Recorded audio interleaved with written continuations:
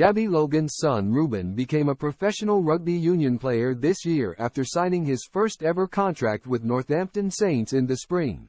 But she has now confessed she'd doubted if he'd survive past the age of 15.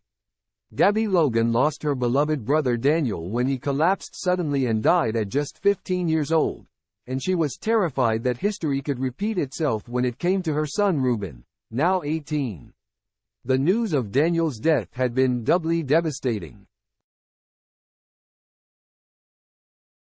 as he'd just signed up for the Leeds United youth football team, following in the footsteps of famous dad Terry Yorath, and she'd assumed he'd have a promising career ahead of him.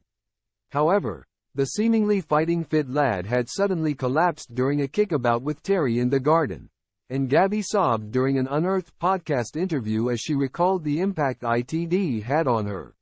"When my son was nearly 16 a few days from Daniel's birthday, I realized that I'd been worried about him not being 16 because Daniel never got there." She tearfully confessed on the Diary of a CEO podcast.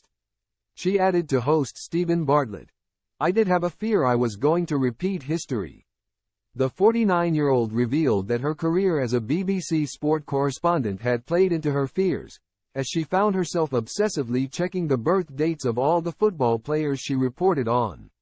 "Even a few years afterwards I could find myself sobbing, and I used to be obsessed with dates of players' births because they would be Daniel's age," she explained. "I knew he might be playing in that match. You wonder, what kind of player would he have been? I wonder if he'd have had a girlfriend by now, or met somebody he wanted to marry, or now I wonder if he'd have children," Gabby continued. "There was a part of me that thought, now terrible things can happen at any time."